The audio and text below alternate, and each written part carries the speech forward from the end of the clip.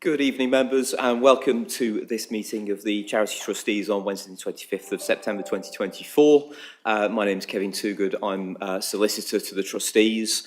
First order of business this evening is to elect a chairman, so could I have a proposer, please?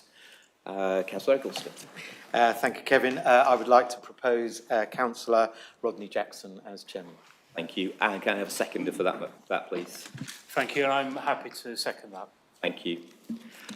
So, members, could we go to the vote, please?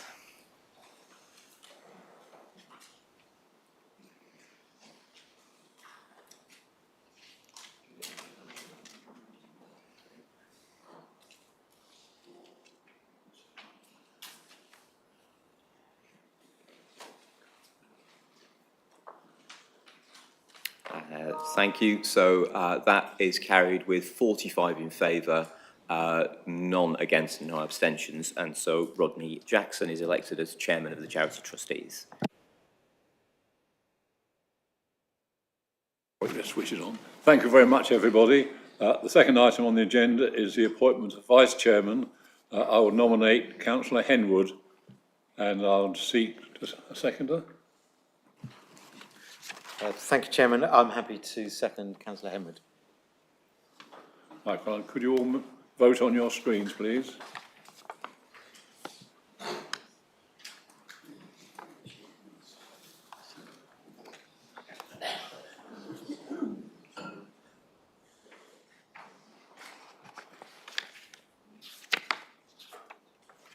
Right, voting closed. Right, so I see we got 45 in favour. So Councillor Henwood is appointed as Vice Chairman of the Charities Trustees. The next item on the agenda is to agree by general affirmation the minutes of the previous meeting on the 27th of March 2024. Are we in favour? Item on the agenda to receive declarations of interest from members in respect of any item on the agenda. Are there any? No. To consider any items that the chairman of the Charity Trustees agreed to take as urgent business, I have none. And so therefore I move to item 6, Charity Trustees Land Annual Operational Report, April 23rd to the 21st of March 2024. Kevin, could you give a brief introduction to this? Thank you, Chairman. So members might be familiar with the annual operational report. This is something we have to do before we report to the Charity Commission with our charitable activities for the year. So this is setting out the activities of all those charities and also the charity accounts which have been audited by the charities auditor. Happy to take any questions, but hopefully the papers are self-explanatory. Thank you.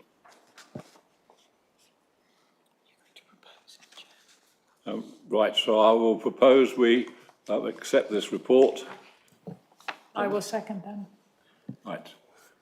Therefore, we have anybody wants to debate this particular issue? I see no hands or nothing on my screen. So therefore, we'll move on to the vote. I'll ask you to the touch screens on the recommended listed on page 5.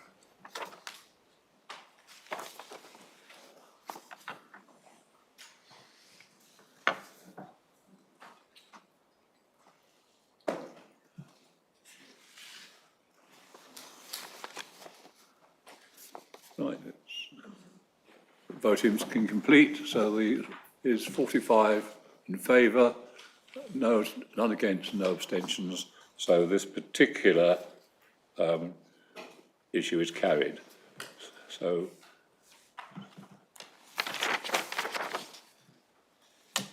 this is the end of the agenda for the Charity Trustees. So I'll ask you to remain in place until it's 7 o'clock when it's time to start the full council meeting. Thank you.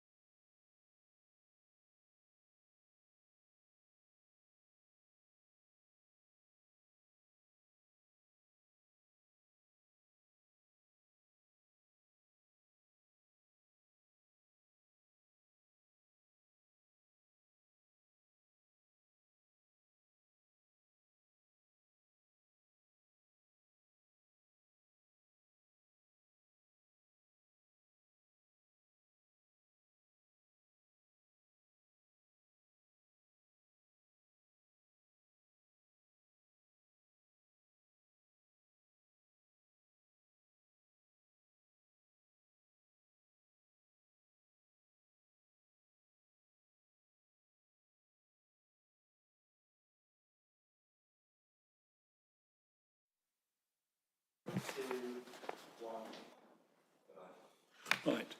Welcome to the council meeting on Wednesday, the 25th of September. I had the sad news that a former councillor, Kathleen Dumbervick, passed away. She was on the council for many years in the past. I invite you to stand as a mark of respect for 1 minute.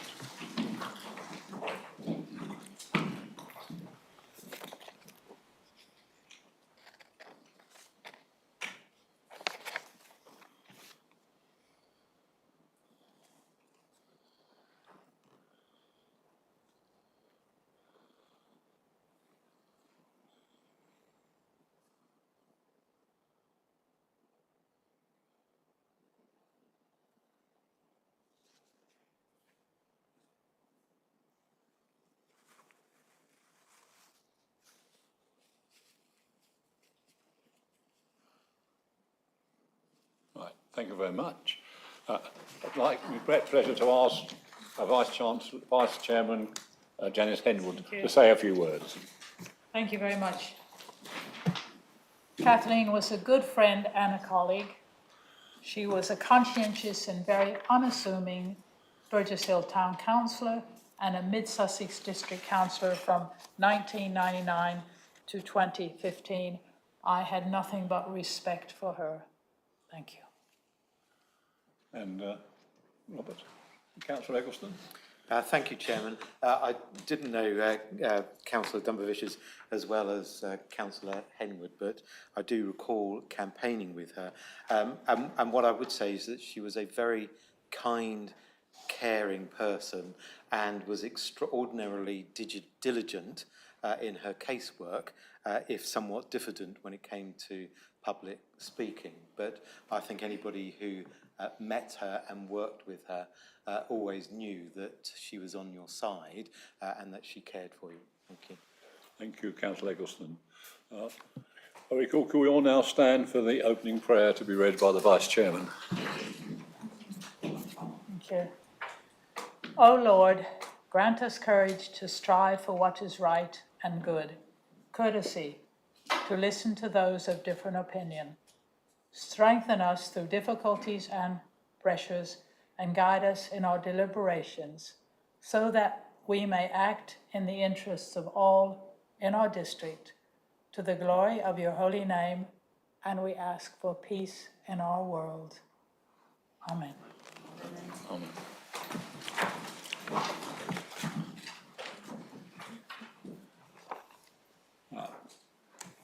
Item 2 on the agenda is receive questions from members of the public pursuant to the Council Procedure Rule 9. No questions have been received. Move to item 3, to generally affirm the minutes of the previous meeting held on the 24th of July 2024.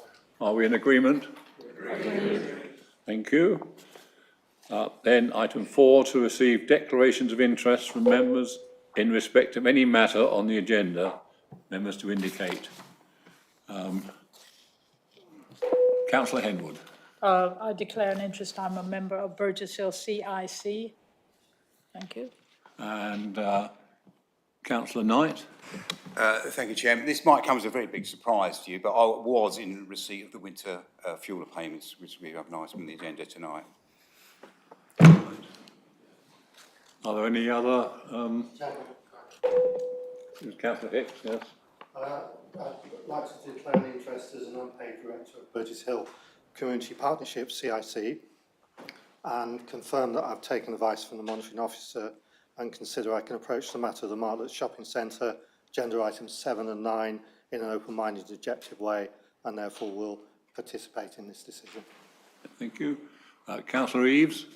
Thank you, Chairman. Yes, can I echo exactly what Simon Hicks has just said? I'm an unpaid director of the Community Partnership CIC, and I'm a coordinator of Burgess Hill Repair Cafe. Thank you.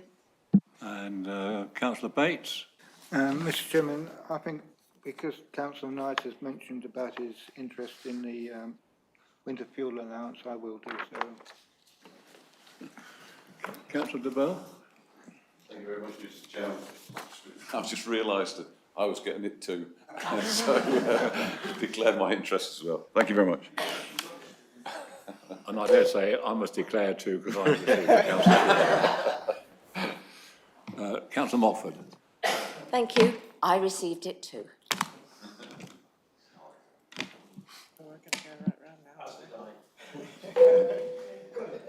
And as did myself and my husband. Councillor Kenny.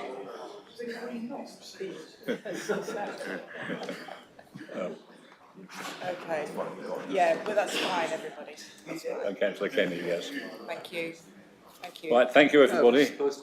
Excuse me, Chairman, just for clarity, I didn't receive the winter fuel allowance, but my wife did. Thank you. Thank you. Right, are we complete with our declarations? Right, we move to item 5. To consider any items that the chairman agrees to take as urgent business. I've not received any. Move to item 6. Chairman's announcements. Announcements that the chairman's, at my discretion, the order of the agenda has been changed. The motion on notice, item 15, will now be taken after the item on the Martlet Shopping Centre. Motion will therefore be new item 10. Right. I also note that Kevin Toogood, our solicitor, is with his last council meeting. He's been very helpful to me as chairman in helping me explain to me a whole variety of things relevant to being chairman and also on other issues. And he's been very, very helpful, and therefore I would like to wish him all the best in his new move up north. He's moving, of course, due to family reasons.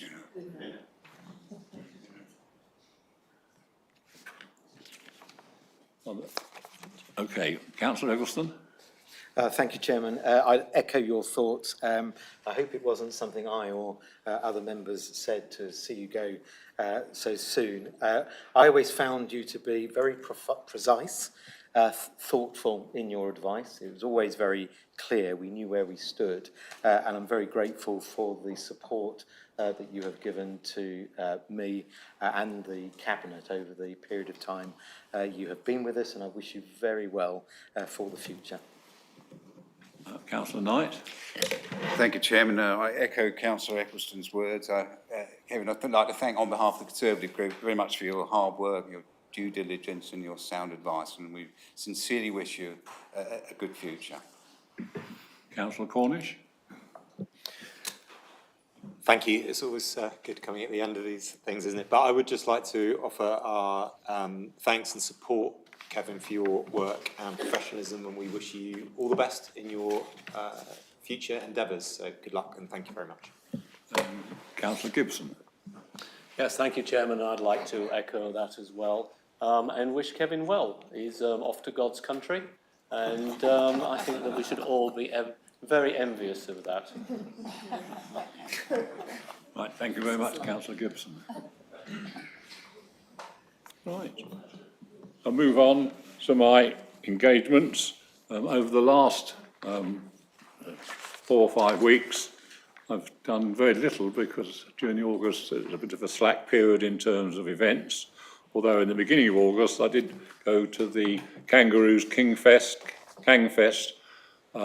which was a fun day for children with special needs, held on the Woodlands Mead playing field. I also attended the Kiln in Burgess Hill, which was a display there of craft activities which is available again to special needs children, and there was there some the exhibits of their work. We thank very much all those volunteers who help with those two organisations to make sure our special needs are catered, students and young people are catered for. In the last week, I attended the AGM of the West Sussex Scouts, and then also in the last week I attended the chairman of West Sussex County Council's reception at Mannings Heath Golf Club, so it was had a quite nice evening event. Thank you. Now I'll move over to The next item on the agenda, Market Shopping Centre, Burgess Hill. Note that the report is in two parts, an open and a confidential session. The initial debate be on the open session only, followed by a vote to move to the exempt session. And a vote will be taken on the conclusion of the exempt session. So when we start to discuss and debate the issues, bear in mind the first part of the debate should be only on the non-exempt part of the documentation. So if I ask Councillor Eggleston to propose. Thank you, Chairman. There will be more to say in the exempt part of the agenda on this item, so I will keep these remarks at a high level.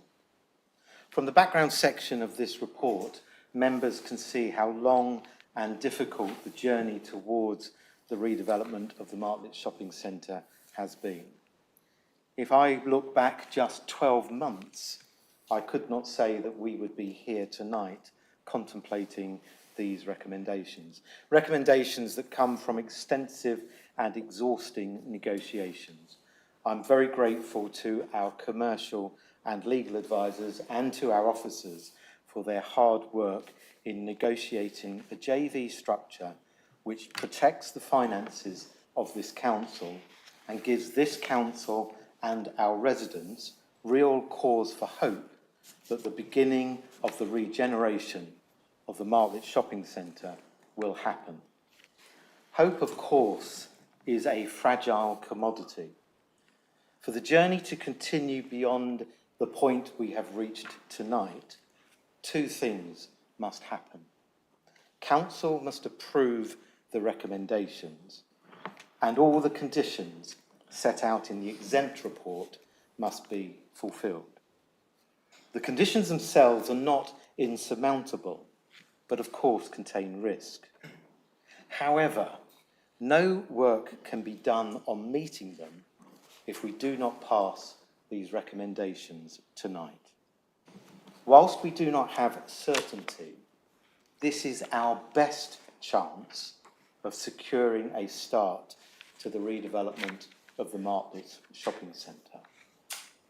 Now, I realise that some of you have misgivings about elements of the scheme. Please remember that there is a valid planning consent in place, and the intention is to deliver the consented plan as far as we possibly can in the circumstances. The negotiations for the JV cannot change the planning permission. I ask you to put your misgivings to one side and support this plan, because, seriously, the alternative is more years of decline because the funding and the appetite will disappear. Crucially, the vulnerable state of high streets up and down the country tells us with absolute clarity that time is not our friend. Now is the time to decide and hopefully move forward. The positive news, should the conditions be satisfied and redevelopment proceeds, is that we will see significant investment in a mid-Sussex town, in Burgess Hill. It is worth noting what that will then deliver: an improvement in the economic and social well-being of residents. It will make the town of Burgess Hill more sustainable, generating footfall and increasing economic activity for existing as well as new businesses. It will increase the value of the assets of which this council will own 50%. It will be a catalyst for further investment in the town, and it will increase social activity. I urge all members to support these recommendations tonight, and I understand that Councillor Mia intends to second them, and I'm very grateful for his support. Thank you. Right. Thank you, Councillor Eggleston. Councillor Mia. Thank you, Chairman. I'd like to, I'm more than happy to second that. Also, I do want to extend my thanks to the officers, Catherine, and everybody involved in this to bring it this far, which Burgess Hill have been long waiting for. Hopefully this will now come to fruition, although it's not exactly what it was planned, but it is what it is, as you, Councillor, explained. But we're delighted it's come to that far. Thank you very much. Thank you, Councillor Miller. Now I invite you to make any comments or any debate on this particular issue. If you could indicate if you wish to speak.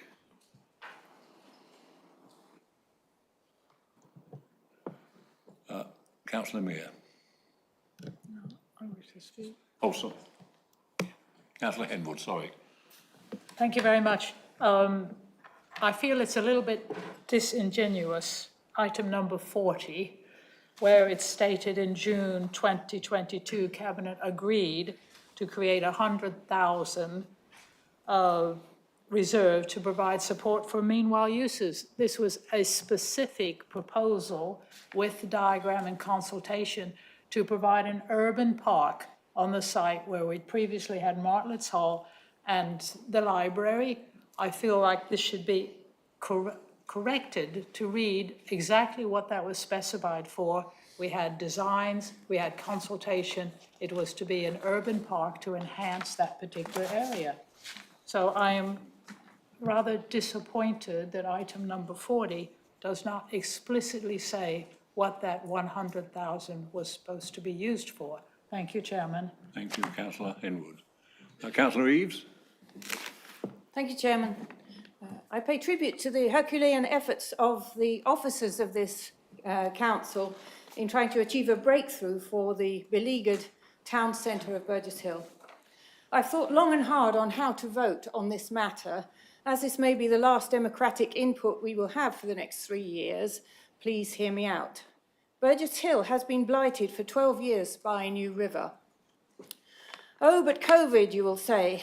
Believe me, the people of Burgess Hill know about COVID because they had to traipse to Haywards Heath through the years for their jabs because our community hall had been demolished by this council prematurely at a cost of £600,000 to the taxpayer to help New River out.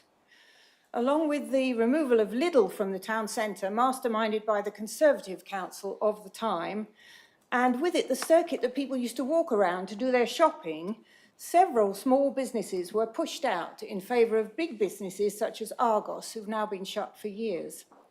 Others, like the fruit and veg stall, fled to Haywards Heath, and we were left with a slab. However, during those years, something great happened in our town, thanks to the vision of Eric Palmer and the hard work of the members of the Shed, among others, in countless hours of volunteer labour by the likes of Paul Doby. The old Argos was rewired, refurbished and transformed into a thriving community hub. That work has been valued at hundreds of thousands of pounds of electrical engineering work. The kiln is now run by the Burgess Hill Creative Community and offers all sorts of classes and hosts the monthly repair cafe, which I am coordinator of, as I said before.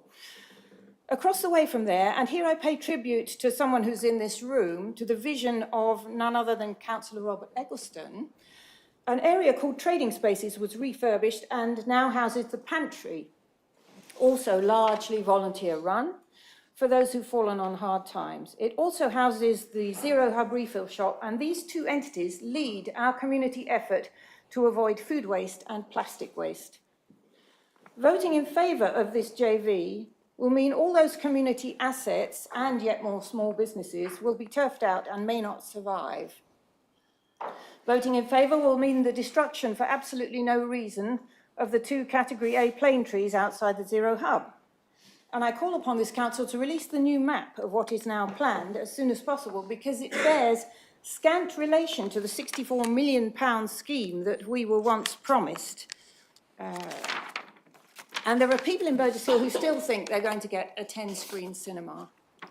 Voting yes to this JV means Burgess Hill will get an 11-storey block of flats, none of which will be affordable, despite the fact that with this joint venture, the scheme does become viable, in my opinion. On the plus side, 172 households will be moving into those flats, and they will create welcome footfall, and there will be shops. And Councillor after all, Reeves, what's could the you alternative to tie this up your JV? results? Maybe 50 more years of stasis. I believe New River needs to stump up far more than it is offering in terms of replacing our community centre, the Martlet, to rehouse all the groups it's evicting. I don't want to vote for stasis, but nor do I want to vote for something which isn't giving the town what it deserves after all these years of blight. So I will very probably be abstaining. Thank you. Right.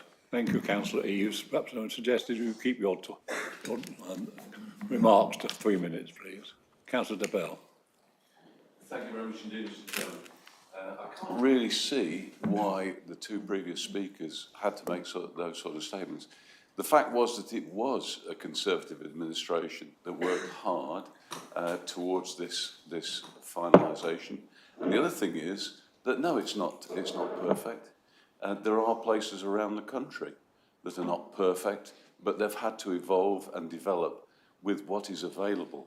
And as the leader has said, we have all done our best towards this, and this is the best that can be come up with and work towards. So very well done for us getting there.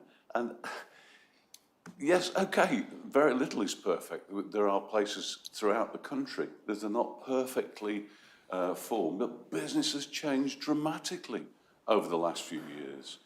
And therefore we have been left with a fantastic situation that the council staff have worked towards to actually produce the best that they can. And I personally fully support what the leader has said. Thank you. Thank you, Councillor de Bell. Are there any comments or on the open part? Yeah, Councillor Brown. Thank you, Chairman. I just I want to ask if this special purpose vehicle is approved by the council. How will the leader and or the cabinet report the progress during the years of operation of the SPV to this council? Thank you. Right, thank you, Councillor Brown. Would like to respond, Councillor Eccleston? Thank you, Councillor Brown, for your question. I mean, to be decided, but there will be, I expect, reports to Cabinet in the usual way, in the way that we report on a number of matters that are not directly under our control.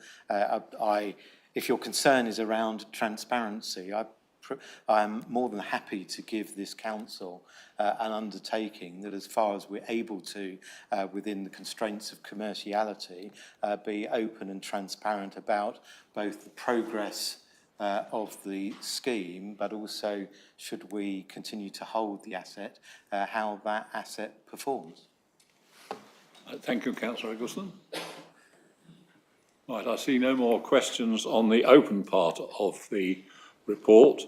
We now need to consider whether to exclude the press and public from the meeting during the consideration of the following items in accordance with Section 100A of the Local Government Act 1972 on the grounds that it involves the likely disclosure of exempt information as defined in paragraph 3 of Part 1 of Schedule 12A of the said Act. I therefore propose that we go into confidential session. Councillor Eccleston will second this. Thank you, Chairman. I'm happy to second that. Right, well, I invite members to vote on the touchscreens whether to move into an exempt section.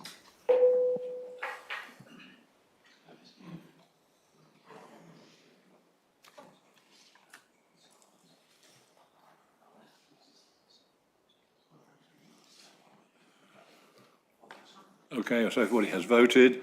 I notice that 45 in favour of moving to an exempt session, none abstained, none against. So we move into exempt session. So if we could wait a few minutes whilst we turn off the live stream and members of the public leave the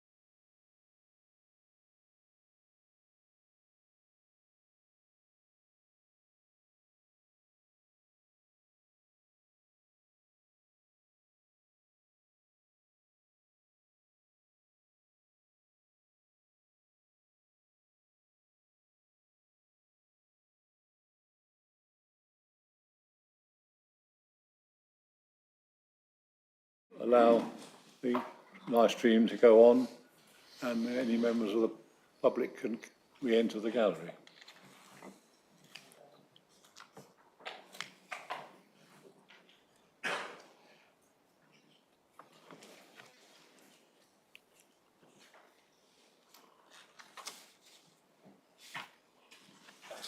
Okay, so live streaming is now back on. Does anybody want to make any further comments before we go to the vote? I see none. Oh, sorry, Mike Kennedy. Councillor Kennedy. Yes, thank you, Chair. I think it's appropriate perhaps that at least one Burgess Hill councillor, apart from the proposer and seconder, speaks in favour of this motion. I think I'd like to echo a lot of what Councillor Prescott has said. I mean, this is something that 18 months ago I was thinking about because I was concerned as a Burgess Hill resident about the state of the centre of the town. And although I've had no input really into what's been going on, and I do offer my support and praise for what's been done by the officers and indeed the councillors involved, I think that we've got to, as has been said already, we've got to look for new premises for those community entities that have stepped in effectively and moved into the shopping centre and taken on premises that perhaps would otherwise have been used in different times by well-known or viable commercial premises. So I think we need to preserve that, but we also need to appreciate and understand that whilst a lot of the residents of Burgess Hill would like to have a multi-complex, multi-screen cinema, and a bowling alley and various other things, this is just not commercially viable. And I think what we have now is something that is, in fact, almost for councillors, would be in dereliction of duty if they didn't vote in favour of it. So I support the motion. Thank you. Right, thank you, Councillor Kennedy.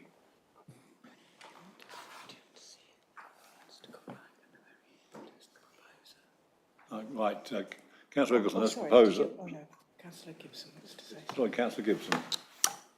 Yes, thank you. I thought I'd just like to say something on this. When I was first elected to this chamber in 2019, Councillor Phillips and I were invited, and it was virtually the first thing we did, to visit Burgess Hill by the Greens and by the independent councillor, who should still join the independent group. And we were walked around and we were shown and told what the aspiration was. And you could see it there. You could see that this was particularly the problems that were here and in terms of what the vision might be. This is a very big decision for this council. It's something that the officers have worked on, have basically taken an idea, moulded it into something which looks, as we've heard, deliverable, which is, I think, obviously a key test. And I, for one, would be disappointed if, with a decision of this importance, we could not be unanimous on this. Thank you. Okay, thank you, Councillor Gibson. Councillor Whitaker. Thank you, Chairman. As someone who's non-Burgess Hill from East Grinstead, I would like to offer my personal and council support. In East Grinstead, we've seen the part redevelopment of the Queen's Walk shopping centre with Evolve Estates, who are a similar operator to New River. They did that independently. However, they did receive a lot of administration backup from the town and others, councillors and officers. Hayward Heath clearly has got the Orchard Shopping Centre, and this council effectively is the owner of that shopping centre, has made a success of that, so has direct experience in the retail, and now it's Burgess Hill's turn, which I fully support. I offer full support to everybody that's been involved, Leader and particularly Catherine and her team. And I know in terms of Burgess Hill Town Council, Burgess Hill, Hayward Heath and East Grinstead Town Councils work very closely together on the Three Towns group. It's a very important form of communication, sharing ideas and good practice. And I know that Burgess Hill Town Council has just appointed a new chief executive who's very experienced. We know her very well. He's very experienced with community groups, and I'm sure and certain that she will work very closely with you, Janice, and other officers and councillors to make a success of some of the doubts that you have. Thank you, Councillor Whitaker. Right, nobody else wishes to speak. Perhaps I'll ask the proposer to sum up for us. Thank you, Chairman. I'll just be brief. This isn't a choice between redevelopment and stasis, I'm afraid. This is a choice between redevelopment and going backwards. Because as I said in my opening remarks, if we do not vote for these recommendations tonight, the funding and the appetite will disappear and we will see continued decline in the town centre of Burgess Hill. I can't sugarcoat that. That is going to be what will happen. So I know some of you have misgivings. I take on board what Councillor Kenny has said in terms of, this is the start. It is not, hopefully, the end.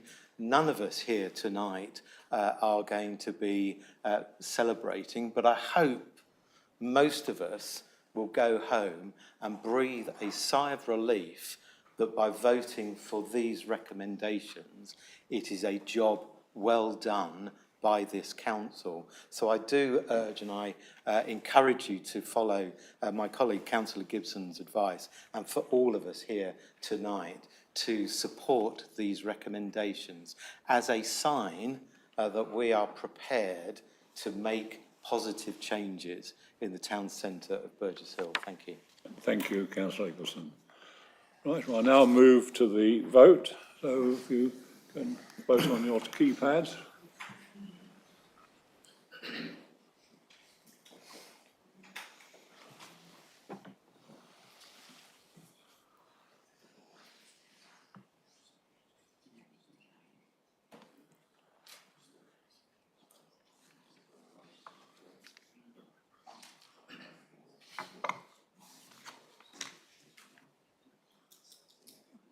Okay, we've all have voted. Voting is 41 in favour, none against, and 4 abstentions. So the recommendations are accepted. Thank you.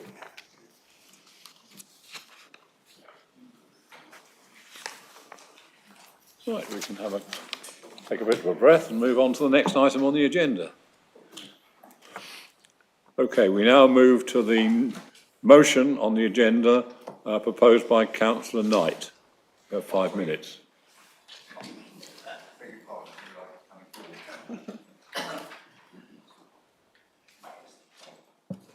Still works, okay, thank you. Thank you, Chairman. Winter fuel payments. We've all heard the rightful ill sentiment about the new Labour government removing this payment from our pensioners. You'll have read in the media the anger amongst pensioners, unions and the general public, how this will impact many pensioners, some who are already struggling. It is absolute hypocrisy from this Labour government, who were going on before the election about how we should take the energy companies and the high earners, take money from the high energy companies and the high earners, yet they choose to hit some of the most vulnerable, lowest paid in our society with this mean and politically motivated policy based on false fiscal claims.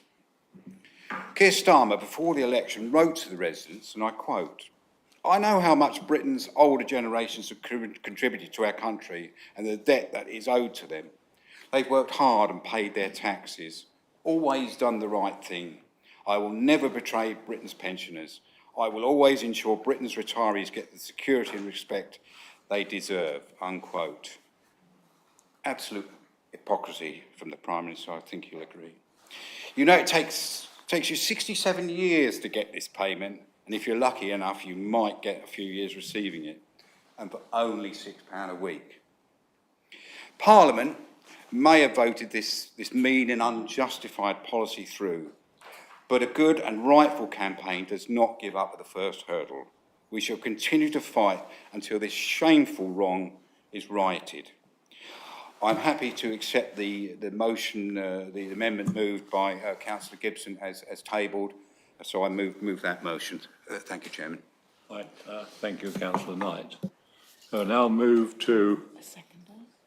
seconder is Councillor Avery. So you wish to reserve your right to speak later on if need be. I've got nothing further to add to what Councillor Knight already said. Right, thank you, Councillor Avery. I invite the rest of the council to make any comments they like? Councillor Kenny? Yes, thanks. I'll start off with a question. I'm not clear what the amendment is. I'm not sure I've seen what the amendment that Councillor... Thank you. I just want to look at that. Yeah, perhaps Councillor Gibson, perhaps you might say a few words about the alterations we've had to the motion, which have been accepted by the proposers. Yes, I mean, firstly, I'd like to thank Councillor Knight and Councillor Avery for accepting the amendment. This is, I should say also, I guess I better declare that I too am in receipt, or was in receipt of this, and I thought we were going to have a blanket exception on that, because it does seem that, as I gaze across the council, that quite a few might be not declared yet. The point about this is it's quite simple. And let me start by saying that although I receive it, I will be one of those who count myself as not needing it if it's taken away. But that is no excuse for taking it away from those who absolutely do need it. And my primary concern within this is that this is an ill thought out set of qualifications in order to receive this. There's quite clear, and residents have contacted me over this, that there is a missing criteria, which is that we have pensioners who are in receipt of housing benefit, and they are excluded from receiving this when they've received it in the past. That needs to be corrected, and I have no hesitation in absolutely endorsing the motion from that point of view. Councillor Knight has asked me to clarify that in terms of the changes which I went into, and as a former civil servant, I can't help but redraft any document which arrives in front of me, and I do apologise for that. But it did seem to me that on the points where we resolve, the first and the third were the same, and that's why I deleted that out, and I'm grateful that Councillor Knight has accepted that. So I think that as the amendment now stands, this meets the needs of the original proposer, Councillor Knight, seconded by Councillor Avery, and also the objectives which I and the rest of the independents would certainly like to see here, that we address this one specific problem in great detail, because it is just wrong. I believe it's a mistake in the way that it has been drafted, because it was done in such haste. Thank you. Thank you, Councillor Gibson. Councillor Cornish. Thank you, Chairman. Unfortunately, we haven't had a copy of this amendment to the motion, so this is the first time I've seen it. But we too endorse the motion, and it's heartening to see this compassionate motion from the Conservatives here today, which I understand is being replicated and rolled out to other councils across the country. And it is right that the motion is accepted, but there is some context here. It was the last government that oversaw real-term cuts to winter fuel payments as part of their severe austerity actions, which began with a huge reduction by the coalition government and subsequent decisions not to update the payment, only partially offset by means testing additional payments. The failure of the previous government... Sorry? No. Did you wish to add something? No, please. Sorry, another member was talking, sorry. The failure of previous government to properly support home energy efficiency programmes could have reduced exposure to high winter fuel bills, as well as reducing carbon emissions. The further disastrous launch of the Green Homes Grant, launched in July 2020 and abandoned in March 2021, has further helped raise household fuel costs. Austerity has been inflicted on the majority of us for the last 14 years, whilst vastly increasing mortgage payments, promoting the right to buy and landlordism, and failing to reach out to pensioners who might be eligible for pension credit, despite knowing what the take-up is very low. So Greens are calling for this council to do all that we can to reach out to people at risk of losing their winter fuel allowance. We must encourage all those who qualify to sign up for pension credit. Importantly, that means offline as well as digitally. We request the leader does write to the government to review the winter payment decisions and to sign the Age UK petition calling for a reversal of cuts to the winter fuel allowance. Thank you. Thank you, Councillor Cornish. Councillor Bennett. Thank you, Chairman. I should declare an interest in that I've already voted on this in the House of Commons in my position as a Member of Parliament. The reasons for voting against the government's proposal to cut the winter fuel payment are numerous. I would draw this chamber's attention to a couple of them.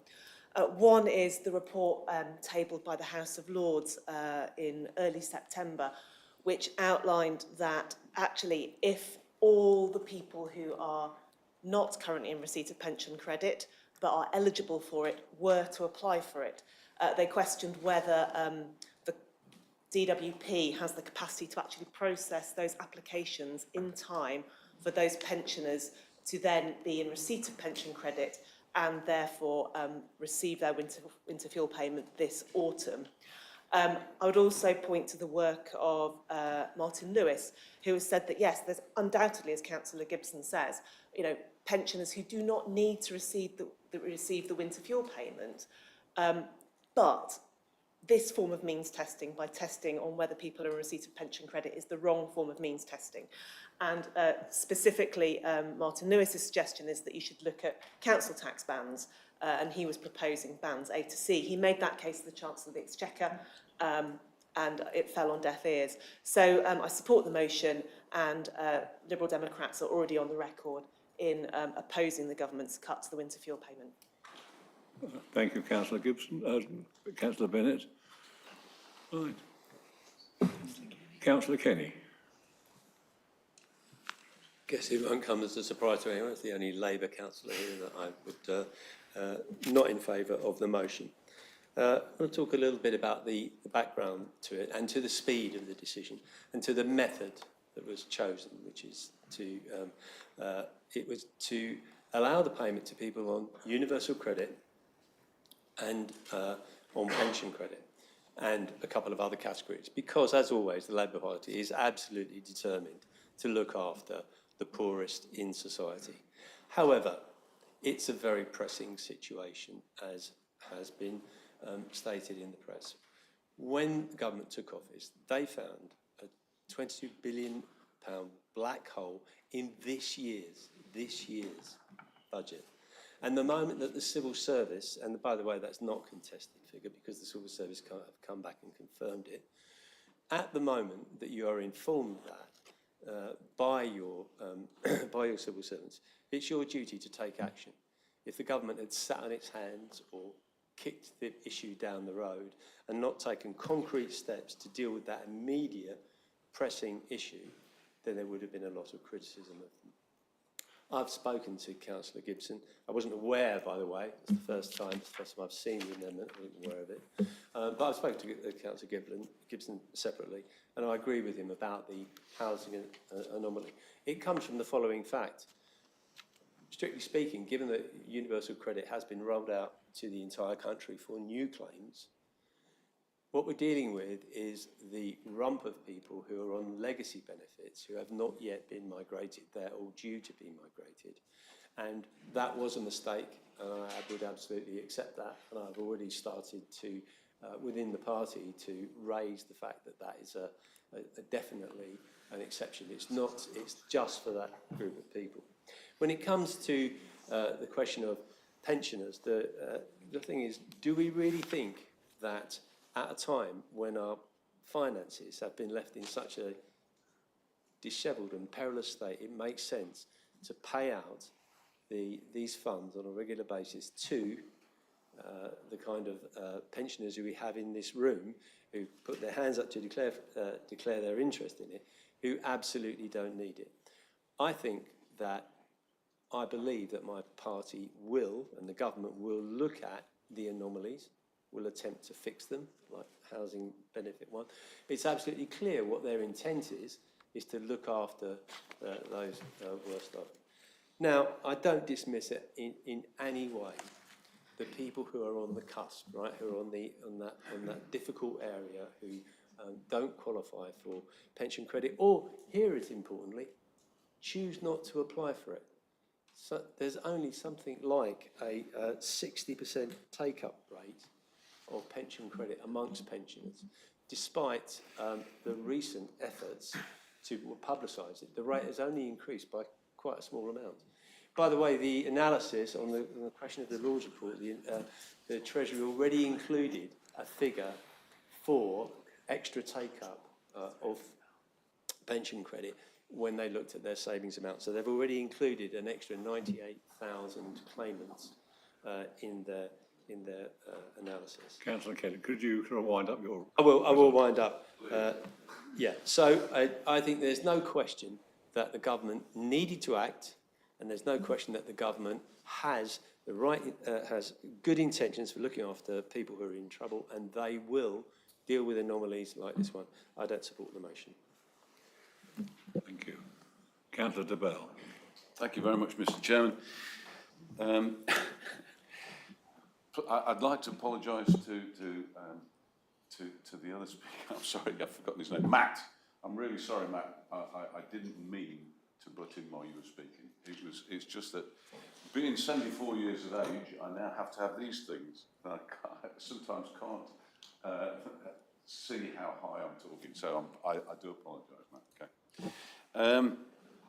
As the previous speaker was speaking and thinking about this government, it reminds me very much of someone who visited Germany just before the Second World War, who made the comment that it was a fine government. And the people in charge of that government were very pleased with what he said, until it turned out that what he was saying was, this is a fine government, this is. And I'm afraid that that is the conclusion, despite what Councillor Kenny was saying, that most of the people in this country have had since this government took over, unfortunately.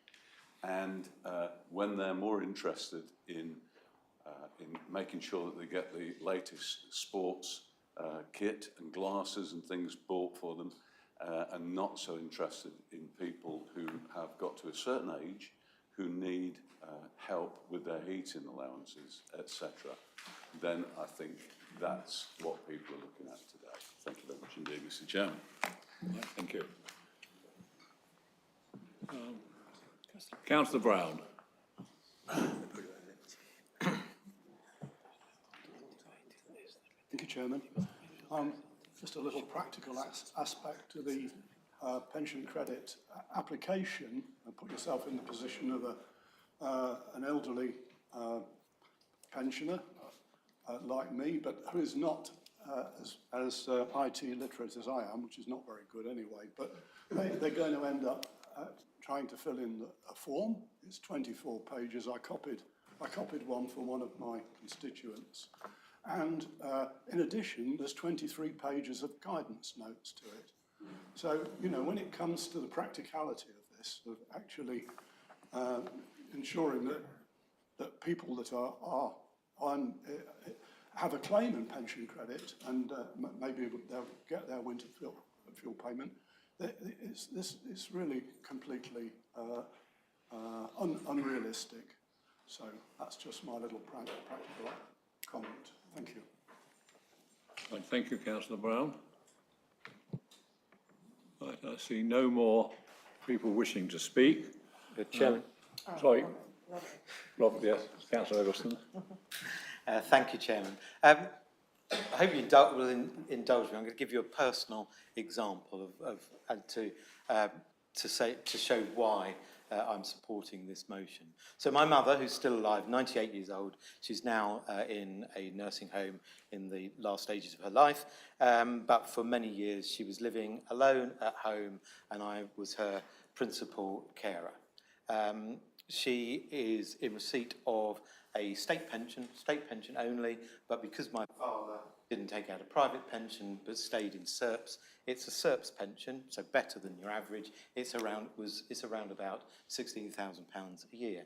She also receives assisted living allowance, but because when she was living at home, she needed carers to come in 3 times a day to support her, and because she owned her own home, she had to contribute to her care.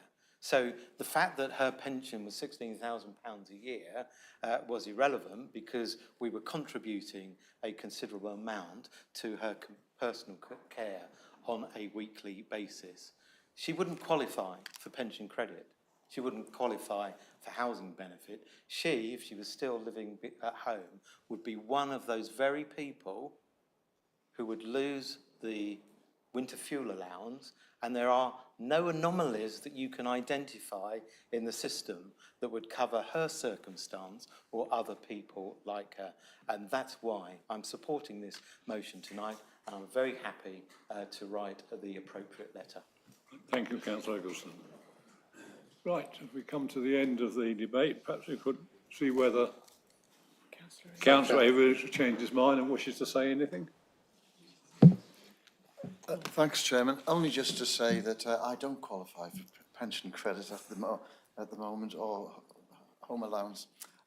However, I think it's completely wrong of the government who are claiming to support the poorer person to attack pensioners who recently contributed to society for the past 50, 55, 60 years and deserve what they've earned. At 18, I started an apprenticeship and I signed a contract with this government, or with the government of the time, to put national insurance payments, etc., and a third of my wages to tax, on the basis that at the end of it, I get a pension and all the benefits that came with that. So it's a contract created by the government, and should be, you know, it's not, if Legal in General, you paid in all your life, and Legal in General at the end said, sorry, you can't have that, everybody total up in arms. So I support the motion totally. Obviously, I'm part of putting it together with Jim, and I think we all need to think very carefully about the rights of pensioners being eroded by this government. Thank you. Thank you, Councillor Avery. Right, Councillor Knight, you want to say any more? No. Invite Cabinet Member, Councillor Hicks. Thank you, Chairman. As we've discussed, making the winter fuel allowance effectively means tested is ham-fisted in its implementation, just plain wrong. It will impact on the majority of pensioners, including most of the 30,000 that live in mid-Sussex. For example, the lady I spoke to recently, who will not now qualify because she receives income of just £12 a week more than the maximum. This is despite being disabled and living in a flat that suffers from damp, and yet she is afraid to turn on her central heating for fear of the costs. As a council, we are already committed to supporting pensioners and other vulnerable groups to ensure we maximise the take-up of council tax and housing allowances available to those on low incomes. Council has been supporting a campaign launched by the DWP earlier this month to raise awareness about pension credit and to encourage eligible pensioners to apply. This aims to dispel myths surrounding eligibility, such as misconceptions about savings or owning a home being barriers to claiming benefits. As part of this current work, I understand the Council has already identified 262 households who are in receipt of housing benefit and or council tax support who it believes are entitled to pension credit, and currently engaging with them to ensure they get the correct amount of support. However, we know there will be many more who are entitled, noting nearly 2 in 5, 37% of those pensioners who are eligible to claim pension credit are still missing out on an average payment of £1,900 a year. Pension credit also opens the door to a range of additional support, including extra help with energy bills and other essential costs. I would therefore urge pension-age residents who are on low income, their friends and family, to check if they are receiving all the financial support they should, and therefore I support this motion. Thank you, Councillor Hicks. Right, we'll now move to the vote.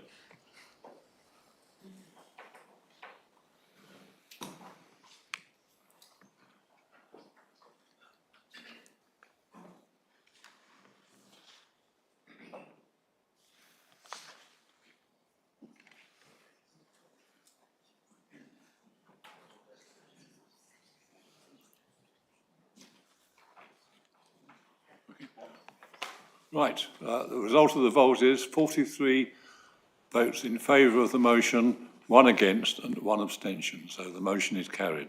Thank you.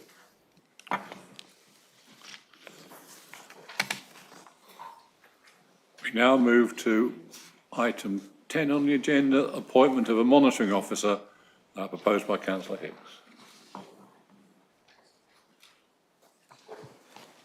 Thank you, Chairman. The report outlines the measures the Council needs to take following the resignation of our monitoring officer in appointing a new candidate and in putting in interim arrangements. I therefore commend the recommendations for approval. Thank you, Councillor Hicks. Seconded, Councillor Gibson. Happy to second this motion, Mr. Chairman. I'll reserve my rights. Right, any comments from the floor? I see none. So we'll move. Councillor Gibson. Nothing to add in that case. Okay. Oh, so we'll move to the vote then. Let's use the touchscreens.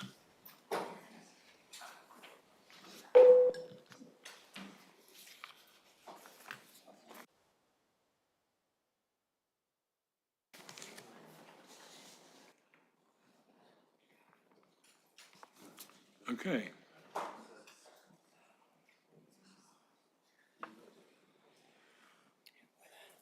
Okay, the result of the vote, 45 in favour, none against, no abstentions. So the vote is carried. Recommendations are accepted. Right, we move now to the recommendation from Cabinet held on the 29th of July, proposed by Councillor Eggleston. Thank you, Chairman. I'm happy to read the recommendations in paragraph 3 of the report. Okay, seconded by Councillor Hobbs. Thank you, Mr. Chairman. I'm happy to second that. Any comments from the floor? No. I see none, so we'll now move to the vote.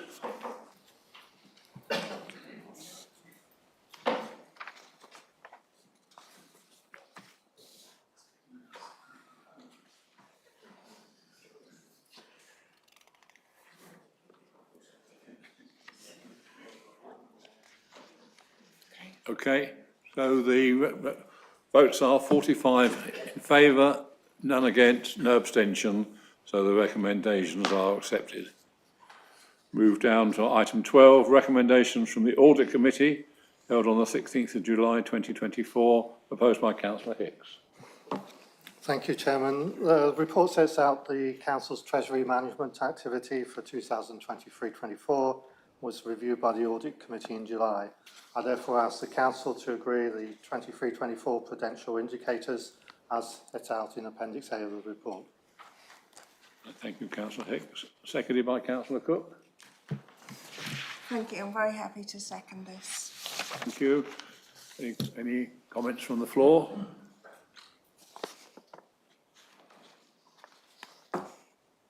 I see none. So therefore, we'll move to the vote.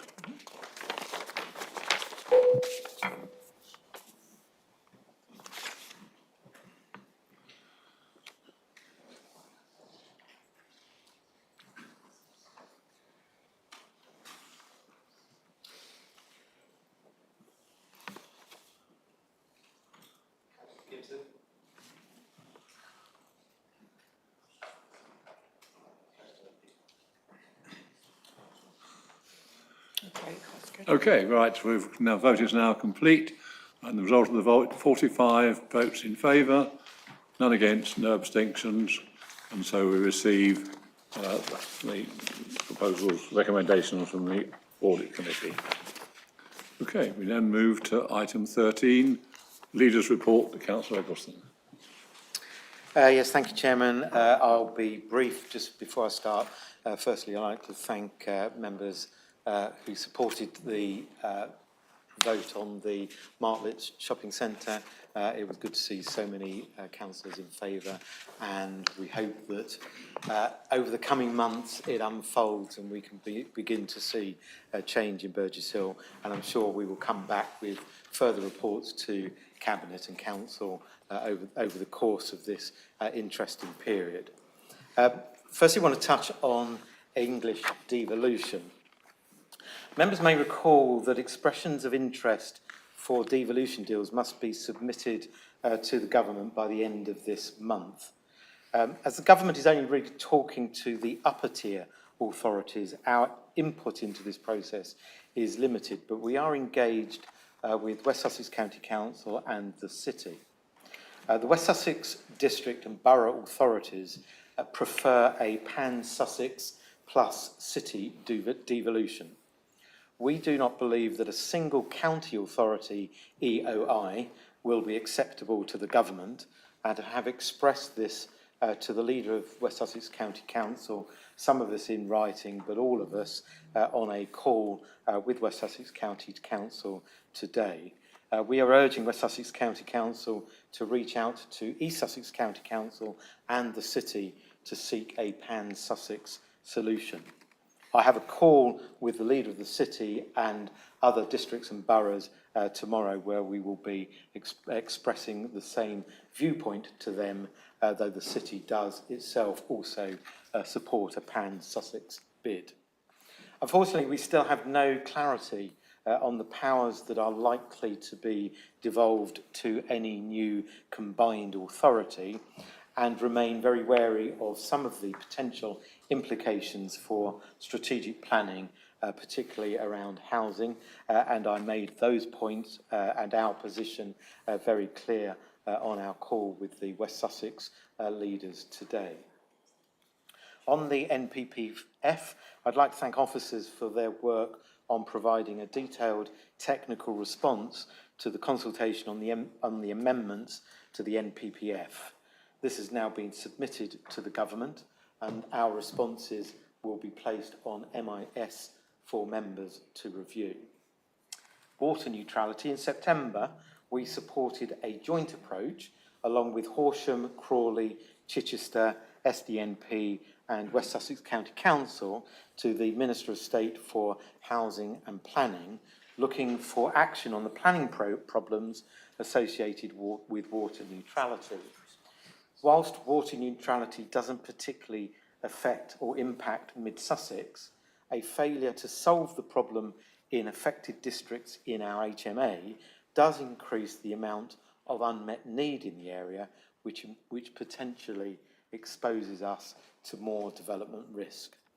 And then finally, on the district plan, the draft hearing timetable for the district plan has been published, with the first session due to start on Tuesday, 22nd of October. The matters, issues and questions for discussion have also been published and will be available for review on the Council's website. I believe they are already available. That is the end of my report. I'd like to apologise for all of the acronyms. Right, thank you, Councillor Eggleston. Any questions? And I emphasise questions to the leader. Councillor Ellis. Thank you, Chairman. Leader, may I ask you a question? It's in regards to grants. As we enter October, we enter Silver Sunday, and as you're aware, that's the day that we celebrate the older population. I was very lucky in this council to support Silver Sunday and to bring it to the council, even though Age Concern and many of the towns and parishes did hold events. And it was found that residents actually like to hold, organise, get involved in their own communities and reach out to younger generations. And it was a very important grant that recognised, that the nation does respect the older population. And I just wondered why the grant was removed, because I can't find it. And to be honest, I know there's community grants which they could apply for, but it's taking away that important label that was so important to the older population. And the fact we got so much good data back from there would pick up things like this fuel poverty, where things are. So I apologise if I'm incorrect and there is a silver, but I have been approached by people who tend to seem to think there isn't. So could you just give me some update on why that was removed, and if it was, can it be reinstated? Thank you. Thank you, Councillor Ellis. I'm not sure it actually falls in my portfolio, but thank you for your question. Unfortunately, I'll have to give you a written answer, and we will do that. Thank you, Councillor Thank you, I'm Eggleston. quite happy with that. Thank you. Councillor Avery.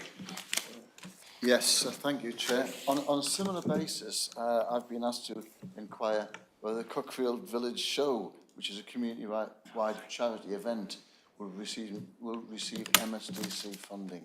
I'm not expecting an answer right now, but it's just it's on a similar nature to Councillor Ellis's question. Thank you. Councillor Eggleston. Thank you, Councillor Avery, and we will give you a written answer. Thank you. Any other questions to the leader? I see none. So we'll now move to item 14, report of Cabinet members. Deputy Leader, Councillor Hobbs. Thank you. So we start my report in the north of the district, where planning permission was granted very recently for the park developments at Mount Noddy in East Grinstead, Hemsley's Meadow and Andrews Field in Pease Pottage, and also in Victoria Park here in Haywards Heath. The officers are now running a tender process for the works. We hope to see spades in the ground early in the new year. The combined cost of these works will be something in the region of £3 million. We also now have scheduled 2 pieces of work at Ashplatts Wood in East Grinstead. Firstly, the unavoidable removal of some dangerous trees as a result of ash dieback, which has started this week. But some better news, 104 metres of new boardwalk down the Gill Steps, funded from the SANG funds that this council holds, will be installed during October. Finally, it's good to note that we work with the East Grinstead Sports Council, and our contractor Glendale has paid dividends in the sports pitch improvements at East Corp, and it's expected that the pitches there will be back in play later this season. In Burgess Hill, work on the Centre for Outdoor Sports continues apace, and the grass pitches have now been seeded ahead of schedule, which should mean they are playable a whole season ahead. The land has been prepared for the artificial playing surfaces, and these will be installed over the coming weeks, and construction of the building has also started this week.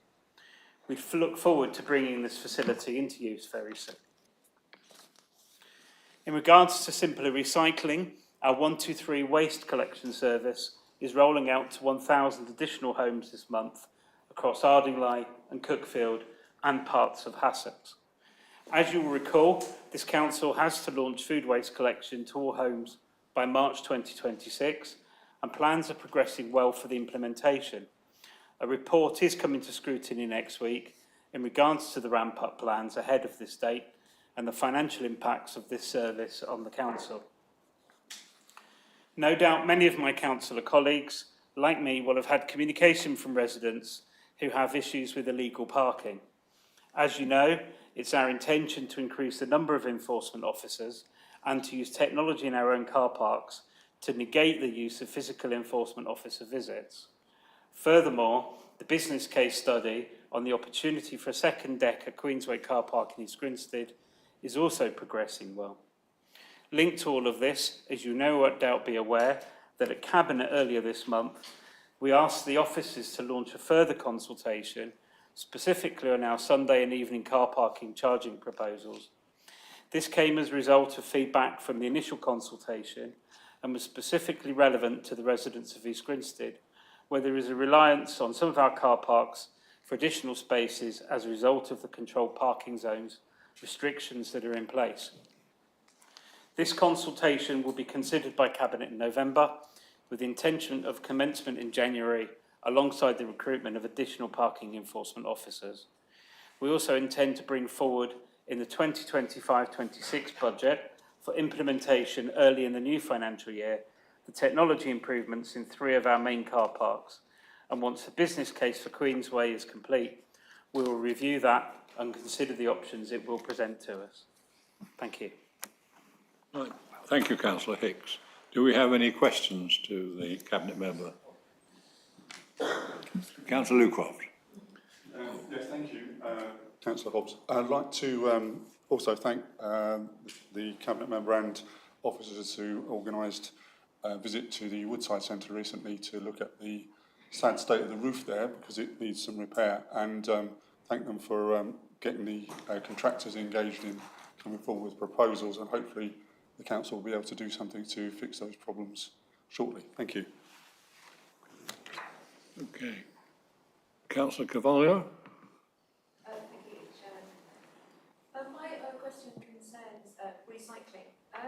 Could the Cabinet member possibly provide some insight as to why a resident in Horsted Keynes has been on a waiting list for a green waste bin since May 2024? This council has set quite an ambitious metric of 46% for recycling, including green waste.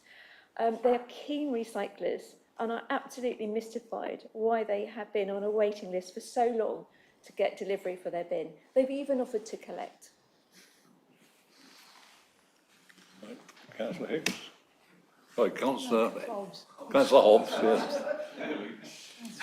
Thank you very much for your question. I'm aware of the situation because I also have some residents who have waited a similar time. The good news is for my residents, they have now been notified that they will start the service at the beginning of October.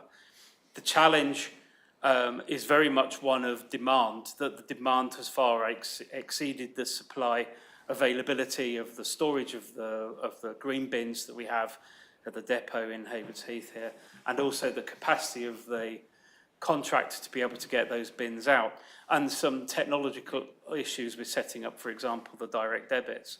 All that aside, I absolutely agree with you, the wait time is too long, and I have asked the officers already to come up with a solution to improve that pace. And the answer to the other question? Councillor Luqman? There wasn't a question, it was a statement. Statement, was it? Right, thank you. As far as I'm aware, yeah. Thank you. Okay.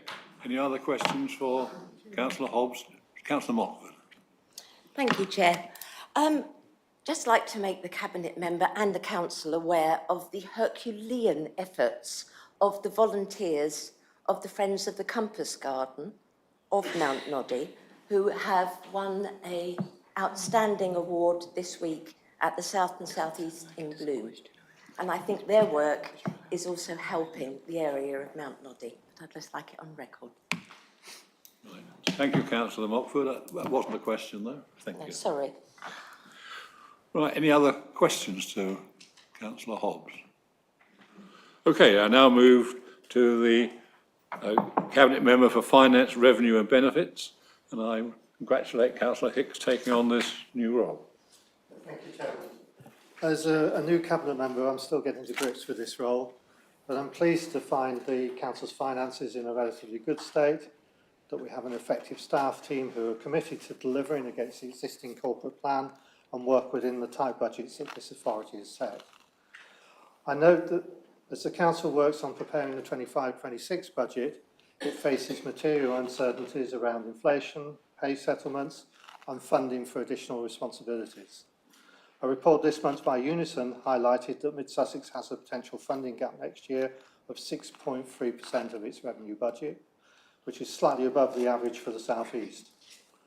However, I take comfort from the fact that in the context of many other local authorities, this is still relatively manageable, and we have a positive and focused staff team intent on delivering a balanced budget. It is therefore important that all members are involved in the difficult decisions that will be needed to bridge the immediate gap. And I am pleased that the Cabinet has agreed the establishment of a cross-party working group to examine the issues and build a consensus, including taking on board how to improve the governance of the working group so that it is more inclusive. And we can hopefully be used to bring forward firm proposals on how we manage this deficit. The Council continues to highlight the more than 10 different business rates relief that local businesses may be eligible for, and to offer help to identify if a business is able to claim. We will be carrying out further promotional activity on this. Similarly, council tax and housing allowances are complex to navigate and at times perverse in their requirements. And the Council offers help for claimants in navigating the system. I look forward to getting better acquainted with how the Council provides these services and to ensure we continue to provide an excellent customer service to support our residents on these matters. Thank you. Any questions for Councillor Hicks? I see none. So we then move on to the next Cabinet Member Cabinet Member for Communities and Communications, Councillor Cook, who has taken over this new portfolio. Thank you, Chairman. We've had a wide variety of useful communications published over social media this summer, with helpful advice and information, including on recycling, events for children, and support for the NHS appeal for blood donors. I'll just take this opportunity now to repeat the warning that O-type blood stocks are running low. The digital Mid-Sussex Matters was published earlier this month, another vehicle to share up-to-date information, including the changes in the Cabinet, the launch of urban events for young people, help with housing issues, and the opportunity to be involved in nature recovery projects. Promoted across both avenues has been the opportunity to apply for our community grants, with information and an easy link through which to apply. The deadline for this batch was Monday, just gone, and we are pleased to say that we have received 14 applications for consideration at the Cabinet Grants Panel on the 11th of November. The Communities team had another successful summer of free entertainment for children, with attendees at the Play Day events across the district numbering more than 2,600. The urban events at Burgess Hill and Skatefest at East Grinstead were also popular and well attended. Events will be organised for the half-term and Christmas holidays. Since taking on this portfolio, I have been learning how hard our communities and environmental health teams work to keep our residents and communities safe and well. I thank them for this and for the time they have spent with me recently. On licensing, you may know that we have public consultations in this area in progress at the moment, including regarding taxis, pavement cafes, animal welfare and policy, all of which expire on the 29th of September. So you have a few more days available to make any thoughts known on these matters. Coming up over the next few weeks, I look forward to attending my first meeting of the Mid-Sussex Partnership Board in October, and also look forward to see some further progress on Clare Hall. The Executive Steering Group will shortly be setting dates for meetings to provide guidance as we look to implement the decisions made earlier in the summer. We are pleased that vaccinations will shortly restart in Clare Hall, with the winter programme commencing next week. We will be carrying out a comms campaign to ask people to be considerate and to ensure that the car park is available for those vulnerable people attending for their appointments. Thank you. Do we have any questions for Councillor Cook? Councillor Bell. Thank you very much indeed, Mr. Chairman. I'm not really sure, to be perfectly honest. It's to do with communication, so it could well just be the leader. But I think that the decision that was made to cancel the quarterly magazine, personally, and from what I'm hearing, it was the wrong decision. I understand that it was started not during this particular, that the thought towards it was started not during this particular administration. So we've perhaps got to hold our hands up as well as the Conservative group. But could this possibly be looked at again? Because there are a lot of older folks out there that loved receiving this magazine. They found out what was going on. It was lively, it was interesting, it was informative, and a lot of them are just simply not, I'm not talking about me now, but a lot of them are simply not on the internet, and I believe that this was a wrong decision. Could this be looked at again, please? Thank you. Councillor Cook. One thing that I would say is that we have been putting the news in the monthly magazines that go out across towns and villages, things like Linfield Life, Cookfield Life, RH17, all of those different magazines. And hopefully most people that aren't getting emails are reading the news there. But yeah, I will take it to the management group and see how we get on. Right, thank you. Councillor Henry. Councillor Cook, I don't know if you are aware of how magnificent the play day that was held at Janes Lane Recreation was, well attended by many people and a lot of community stalls. Thank you, Janice. I went to that one last year, but not this year, so I'm sure it was a lot of good experience. Right, Councillor Chapman. Thank you, Chairman. I was hoping the Cabinet member can help me out. For the last few years, traditionally, Christmas lights. Traditionally, Burgess Hill turns their Christmas lights on the week before Hayward Heath. Last year, the councils clashed and had their events on the same day. This year, it's again clashing.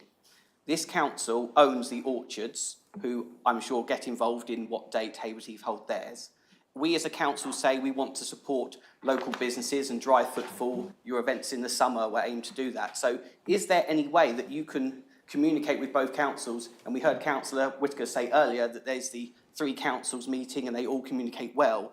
I just don't understand the logic that people in each town and the villages are going to have to make a choice for the second year in a row which town's lights switch on. So you might get people from Sussex and Hurst might think, oh, Hayward Heath have got something better to offer, we'll go there, and Burgess Hill will suffer, or vice versa. Why can't we go back to having it on separate weeks? I know we've got lots of councillors here who sit on Burgess Hill and Hayward Heath Town Council. They might not even realise this is occurring.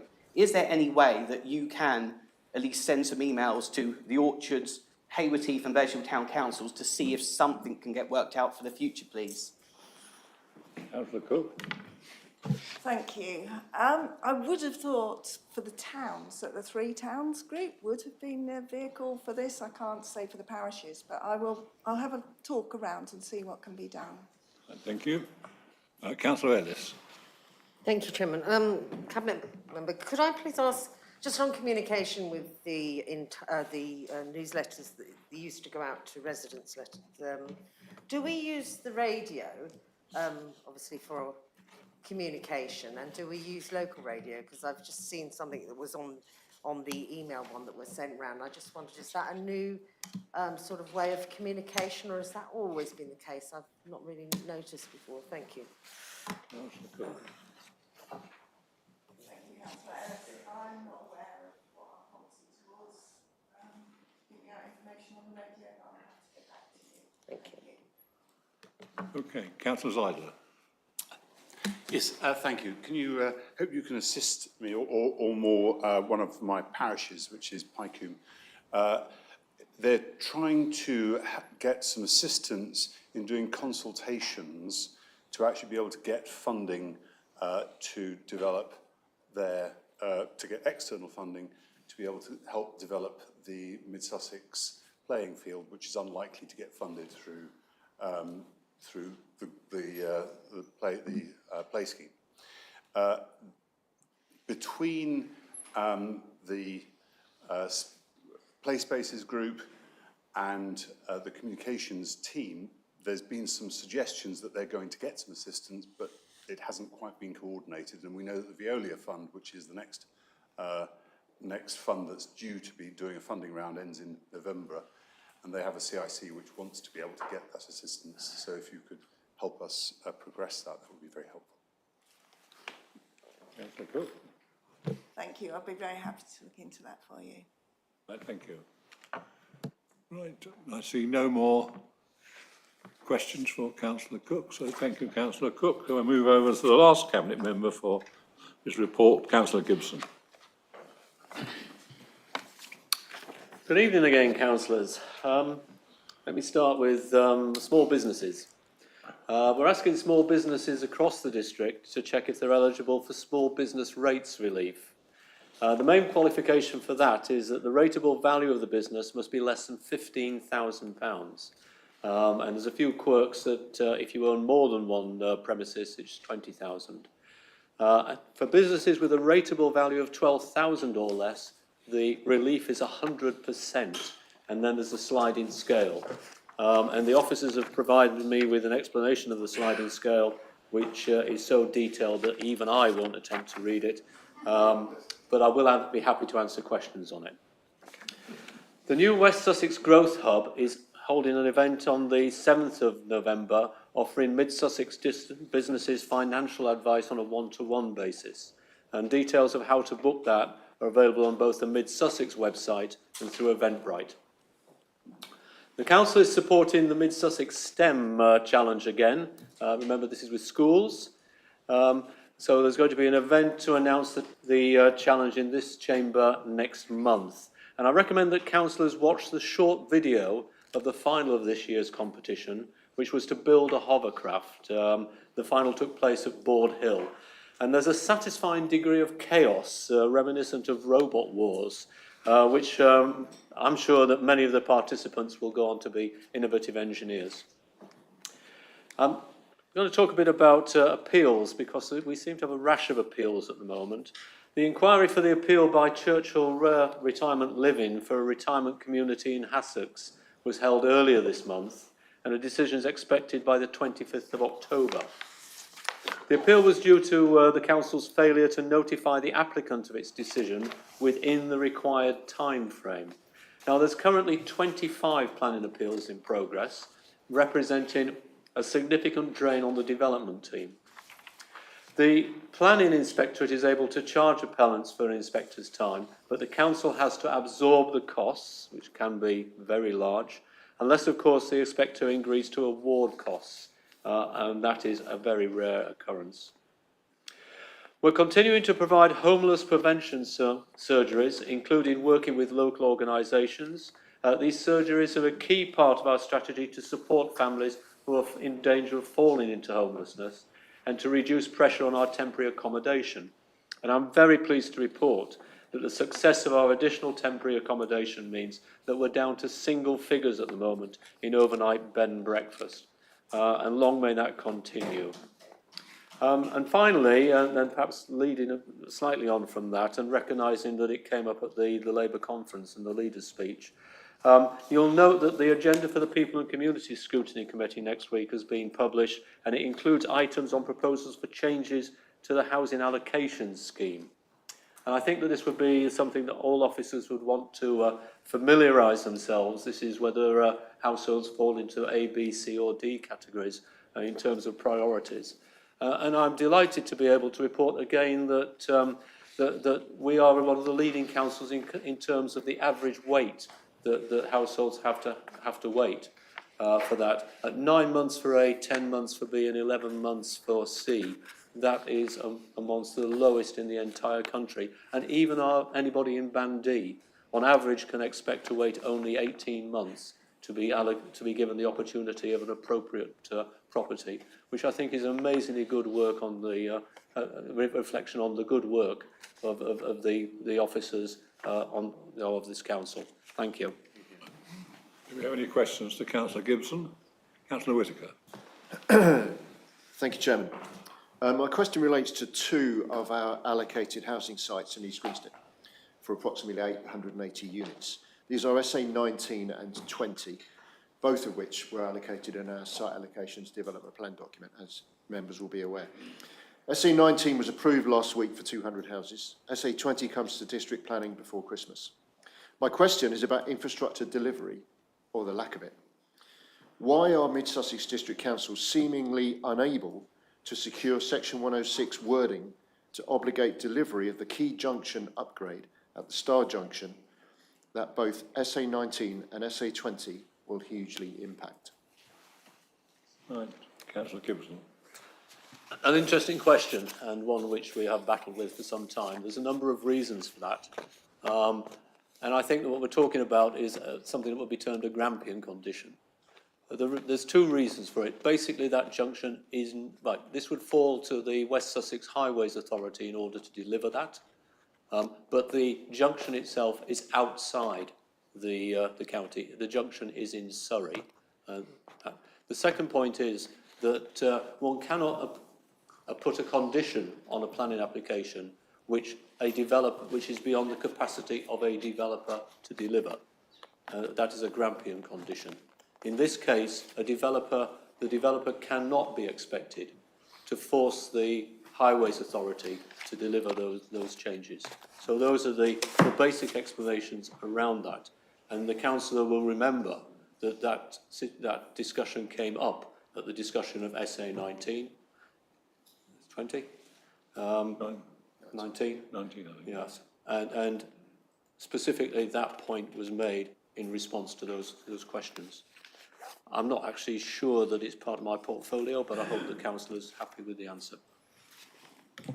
Right, thank you, Councillor Gibson. Any other questions to Councillor Gibson? No, I see none. So we now move to the final item on the agenda, questions from members of the public from members pursuant to Council Procedure Rule 10.2. I have not received any.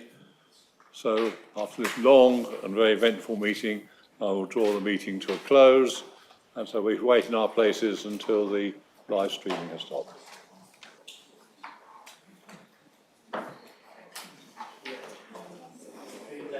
Thank you. Right, thank you. Well, that was all right. Oh, yes, yes, yes.